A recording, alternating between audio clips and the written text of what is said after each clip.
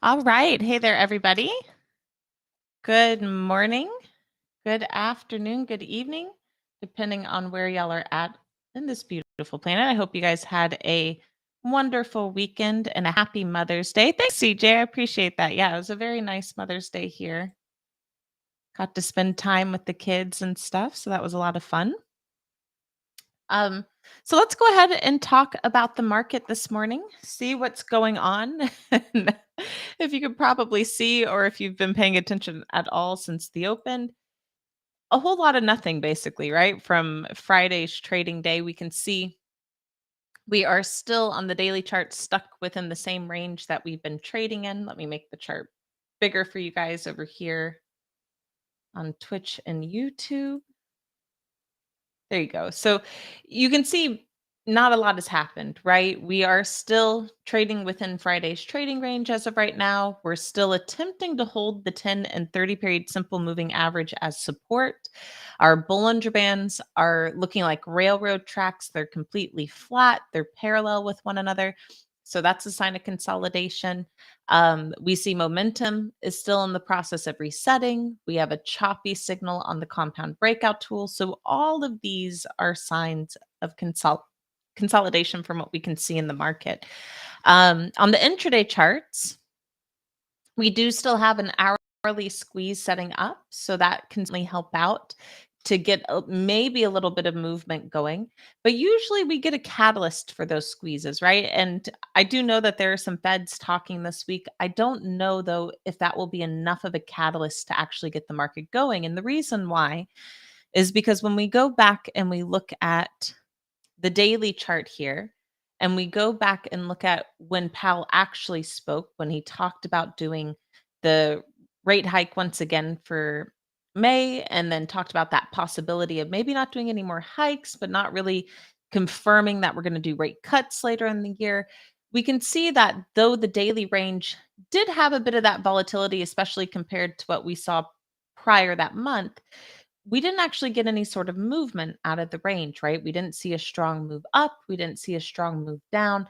It overall just had a wider daily range within this chop, but continued to maintain the support and resistance levels. And so, even though we do have quite a few Feds speaking this week, the fact that we couldn't really get going off of the official announcement has me a little hesitant to think that that's actually going to be the catalyst to get us going for this week, and that we, in turn may still find ourselves stuck in chop. So, with that being said, if we are looking at a trade idea for today on SPX for a 0-day expiration, we might do what we considered last time, right? Which is to go more along the lines of an iron fly. And for those of you who took the iron fly trade idea last time that we were on the mic and day traded out of it, it worked out pretty well. We stayed stuck in that range for most of Monday. That theta decay worked beautifully in our favor. And so it allowed for a nice quick day trade profit. On the cash settlement, it would have depended on where you placed the short strike, right? To if you actually got a decent profit or not, which is why personally, whenever I do look to do things along the lines of iron condors, usually more along the lines of iron flies, where they share that same short strike, I personally do try and use one of my day trades to day trade out of it, because there's always that possibility right into the close with the algos and everything else that you see a spike up or a spike down. That can sometimes push you out of the wings, even though for the majority of the day, you were trading very comfortably within the profit zone for that trade idea. So just keep that in mind as we walk through this. But currently, given the range that we have, looking at the intraday charts, all of these have, for the most part, consolidating moving averages. We see Bollinger Bands are either flattening out, like on the 5 and on the hourly chart. We went down, tested some support levels, those held, we're bouncing back up, but we're seeing momentum reset. So we don't have a lot of clarity. We certainly don't have a lot of agreement in regards to, yes, we are trying to get a bullish trend for today, or no, we're actually trying to get a bearish trend for today, right? It kind of looks like it looks like when my kids have spaghetti, right? And all the moving averages are kind of mashed together and it's really sloppy. That's exactly what this is looking like to me. And so usually when I see that on a chart pattern and we see this on the daily chart, right, that consolidation that we've really been stuck very cleanly in, usually that's a good place for consolidating trade ideas, things that benefit from the theta decay, where you don't necessarily need the directional move in order to lock in a profit. And so let's just go through where we've closed in recently the last few trading days of last week. So back here on the 9th, we had a close around 41.19. The next day we closed around 41.37, so a little bit higher. We're a little less than 20 points higher. The following day on the 11th, we closed the day at 41.30, so kind of in between those two levels. And the day Friday, we closed at 41.24. So you can kind of see the range already, right? 41.20-ish to 41.40 being the top end kind of seems to be the consolidated range we keep finding ourselves into the close of each market. So, with that in mind, let's look for a trade idea corresponding with those strikes and levels. So if we are kind of to go on the low end, just based off where we're currently trading at now with 41.25, and we did, well, let's just price out a 15-point spread first, right? That kind of encompasses a bit more to the top end of that range that we talked about, closer to 41.40, with our call wing being out there, and certainly gives us a buffer down to where we've seen the lows today at 41.10. So the idea is that we're not really going to break above the 41.40 range into the close. We're not going to break up below 41.10. That we'll just find ourselves an overall chop for the majority of the day. And as you can see with this 15-point iron fly, we have about a 950 credit and a 550, 560 risk, depending on your fill. So not a bad risk versus reward. Certainly, this right around now, usually I wait until Europe closes. So that has about 20 minutes left until Europe closes on their market. So you might give it a little bit of time. Sometimes after Europe closes, you get a little bit of a run with the algos on the US side that can cause a push up or down. But let's say we're at Europe's close right now. This certainly doesn't look like a bad risk versus reward. And certainly because of the wider width spread, it usually is a little bit easier to day trade out of them if we just remain in chop, because that theta decay could start to work in our favor, right? You have certainly a decent amount of premium to where that can go out. I wouldn't anticipate the max profit potential at 950 if you plan to day trade out of it. But certainly you should see that theta decay work in your favor before you start to hit 1, 2 o'clock going into the close. The majority of that theta decay typically happens within the last hour of market, but that's also sometimes when you can start to see those swing moves from an intraday perspective try and pick back up. So you want to be a little bit mindful of how you trade into the close if it looks like we're starting to move directionally, either up or down. Otherwise, I might actually go with something like this. If you're looking more for a 10-point spread, so you might aim a little bit higher with the idea that we're getting a nice bounce here. You think the market could try and push a bit higher into the close. And so if you want to give yourselves a little bit more of that bullish range, you might actually look at something like 41.30 for the pin for today. That's about a 740, 750 profit potential versus a 250, 260 risk. Now, me personally, I like this risk versus reward a lot better, right? It does take away some of the profit potential, but it also keeps that risk much more in line with what I would personally like to see for my risk tolerance. And then similar situation, you look to trade this going in towards into the last hour or two of market.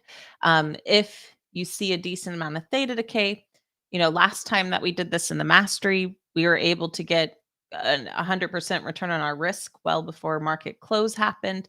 And so that's what I would be aiming towards on this. Once again, you might have to consider actually using one of your day trades in order to open and close this for those of you in smaller accounts. But it certainly seems like the strategy that is fitting the market currently with what we see. If you think that we'll close closer to the 41.25 level, right? Because that is a mini psychological level from an intraday chart. So you can see that the risk versus reward is basically the same as the 4130 pin. So it just kind of depends on where you think the market might head into the close. Do you think that it could have a little bit of that bullish sentiment to where it's closer to 4130? Or do you think 4125 is the deal? One of the ways that I like to look at that is actually through open interest. So when we look at open interest here, we actually have a little bit more open interest on the 4125 strike. And the reason why sometimes traders will look at open interest for a place to put their trade is because that when you have a higher amount of open interest around a strike, both on the call and put side, it can almost be like a magnet for the underlying price to head into that strike level going into the close. So we can see here on the 4125 strike, we have a little over 2,000 open interest on the call side, and we have over 2,000 open interest on the put side compared to the 4130 strike, where on the call side, we still have about 2,000 open interest. But on the put side, it's like 1.5, right? So it's a little bit less than the 2,000 range. So if I was just looking at the current range now and basing it off open interest on where I think it could go into the close, 4125 would make a little bit more sense for a pin strike. Another place that I like to go to take into consideration for end of day pins and things like that is to see where the max pain is for that expiration and for that symbol for the week. So those of you who don't know, this website, maximumpain.com, happy to share the link with you guys if you don't already have it. Let me post this in the chat here for y'all. But this website basically tells you where the most amount of money would be lost on both the oh, it doesn't look like it's updating. But usually, right? So I don't know if this is today's expiration? Yeah. So I don't know. Maybe it's not working today. It is a free website, mind you. Um, There might be another website we could go and check. But usually what happens here when this loads up is you'll see on the graph itself kind of where all the open interest lies within the call, where a lot of open interest lies within the puts. And so you'll see, right, the call and put a green and red line kind of spike up and down. So it doesn't look like it's gathering the data here for us, unfortunately. Let me just show you an example. Maybe we can find the monthly so you have an idea of what this typically looks like. Um, no, so there must be something wrong with the site, unfortunately. But usually what happens is it shows you where the most amount of people would hurt on an expiration going into the close. And what I mean by that is it means, is it working on SPY things? Let's check that out then. And we can correlate to the SPX. Appreciate that, Rick.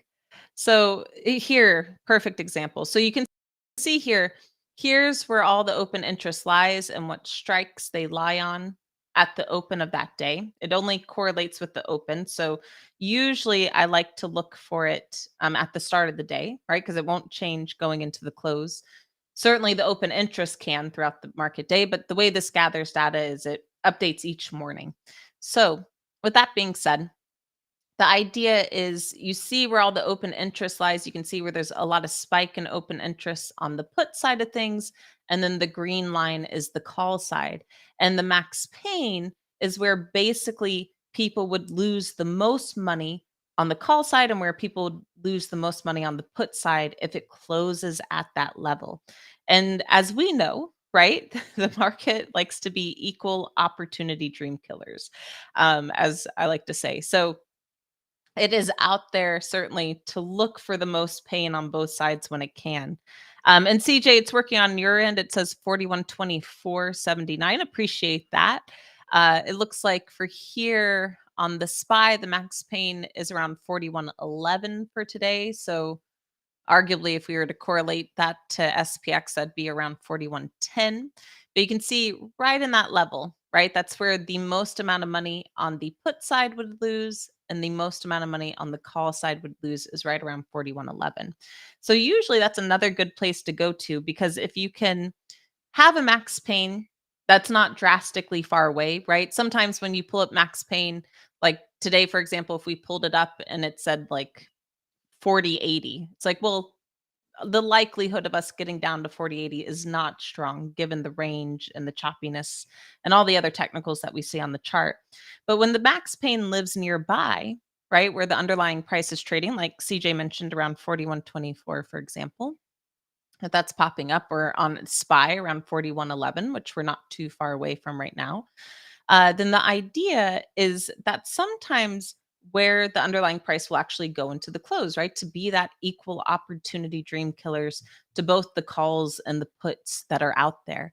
And in turn, when you can line that up potentially with where a high amount of open interest is, it can make for a really clean place to potentially put an end of day pin trade. I will say, right, just to give fair warning, last year, it felt like Max Payne worked out a lot more than it has this year. But we did see where Max Payne has been slowly starting to creep back into the market as we've been stuck in this chop. So that's why I bring it up and share it with y'all today. So with that in mind, right, knowing where SPX is at and where SPY is at, 4125 still once again doesn't seem like necessarily a bad level for a trade idea going into the close today. We could also consider an iron condor rather than an iron fly.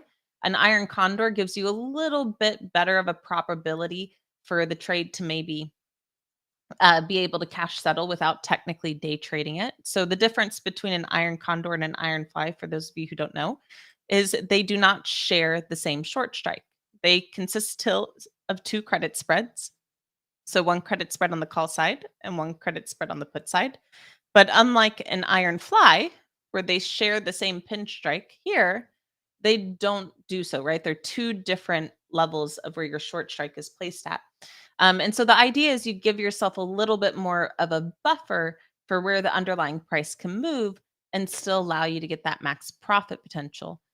So, with that being said, let's move this a little bit further out just to see what the risk is. So that's pretty even, right? So if we went up a little higher to 4135 with the idea that we weren't going to close above that level into the close today, that we would hold at 4135, and at the same time that we were not going to move below 4120, this is a pretty even risk versus reward right now on a 5 point width spread. It's a 250 profit potential versus a 250 risk, right? So even risk versus reward. And the idea there is, unlike the iron fly, where you really ideally want it to close at your short strike. So for the one that we walked through, right, we'd really want it to close right at 4125.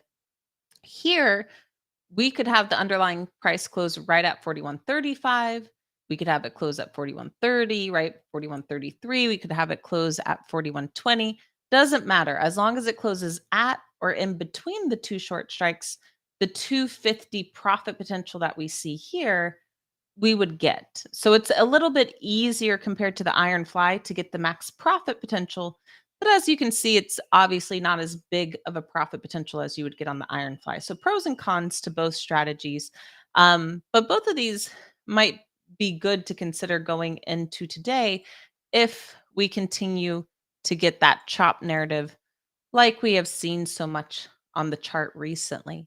I do want to point out one of the things that might be a little bit cautious for today, if you're doing an iron fly strategy, is the bullish divergent bars. We have two valid bullish divergent bars uh, that are looking for that possibility of a higher high within the next few trading days. The one that printed Friday is looking for a move back to or above 4143.74. And the one from a few days ago is looking for a move back up to or above 4154.28.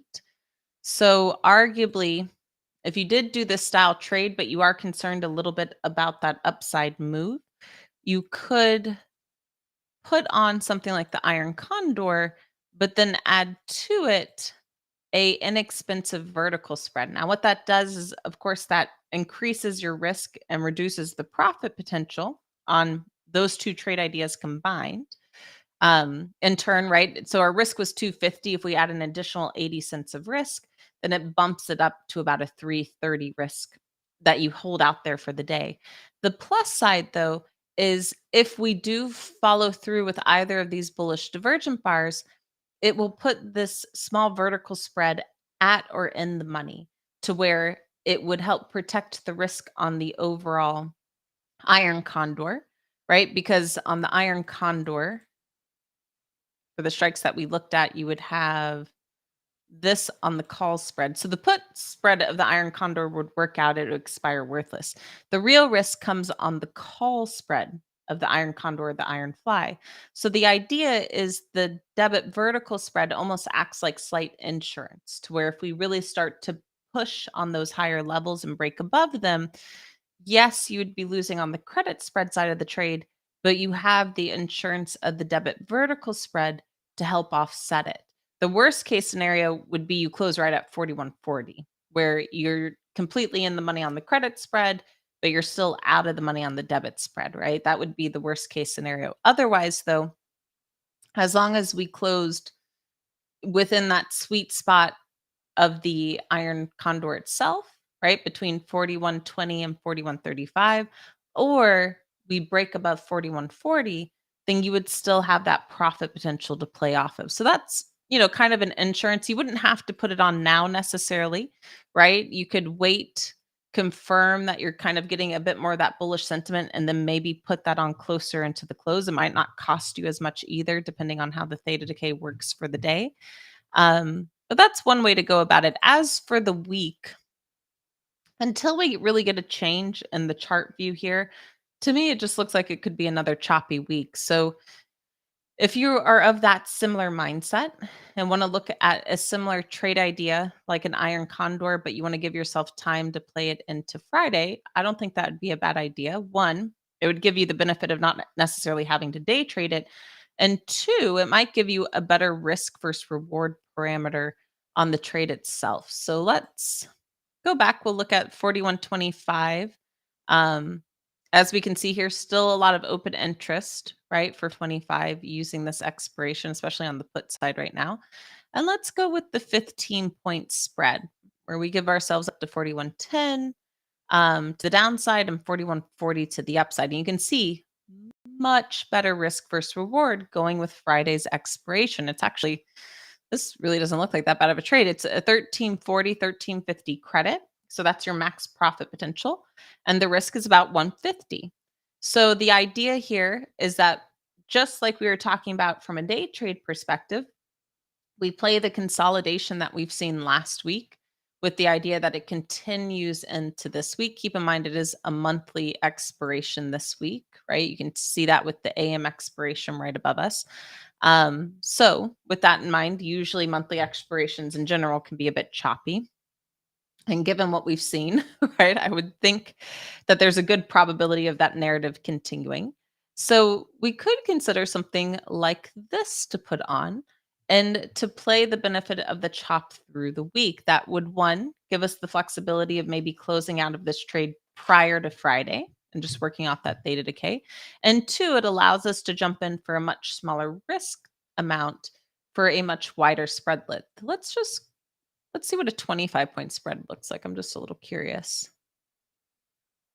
So 25 spread doesn't look bad either if this is within your risk tolerance. It's a 2070 max profit potential, meaning if Friday going into the close, we close right at 41.25, that is the max profit you would receive.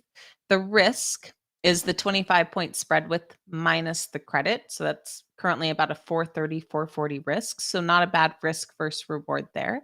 And certainly with this kind of spread width, the benefit of doing a wider width spread, though it does cost a higher amount of risk, is the theta decay usually works more quickly in your favor, meaning we probably don't have to hold this as long into the week in order to scalp and lock in some sort of profit on the trade idea. So that might be a good possibility. We could, of course, meet in the middle and do a 20-point width spread. That's out a $17 credit, a little around a $3 risk. So once again, not a bad risk versus reward. And you give yourself plenty of room for the underlying price to move. If you like this trade idea, but you would prefer doing the iron condor, so you give yourself a little bit more room for the underlying price to move, you could keep with the 5-point width spread move your short strikes so they bump up against the wings, aka the long strikes that you hold. And this gives you a little bit of more flexibility of range in order to still receive the max profit potential. In this case, if we use 4140 and 4110 as our short strikes, you can see here it's about a 380 credit, it's a 120 risk.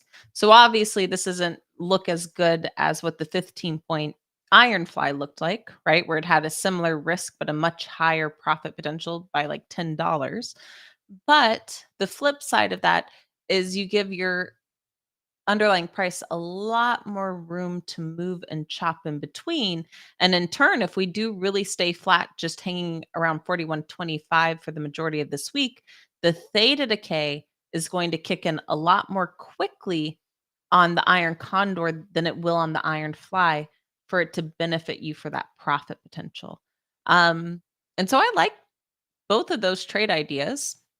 I might actually consider opening one of these for the $500 challenge account this week just because we have been stuck in chop. And like I've mentioned in the past, I'm much more a directional trader. So I've been eyeing for some directional trades.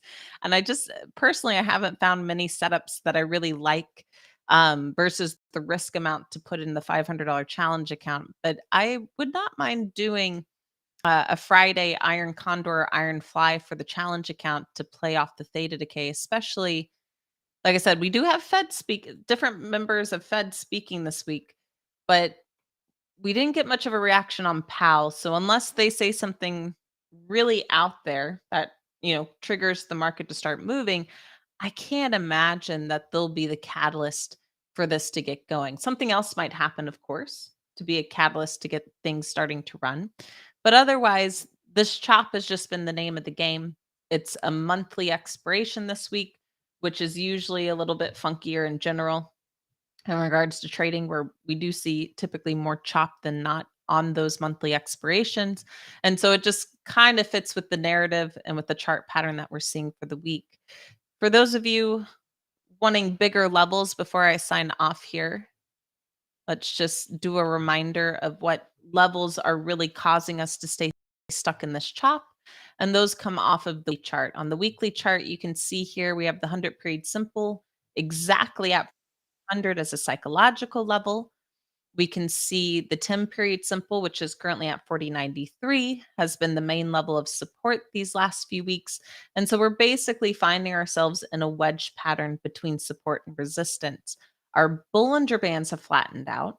So the fact that they were opened up was giving room for the price to go up and test resistance. But now that they're flattening back out is a sign that they're not anticipating a break of resistance. So that's not necessarily the best thing for bulls. If you're really looking for some sort of break above 4,200 and a run to the upside, the fact that the Bollinger Bands are flattening out and we're getting a red bar this week, not the best indicator that we're going to get the break, at least not as of right now.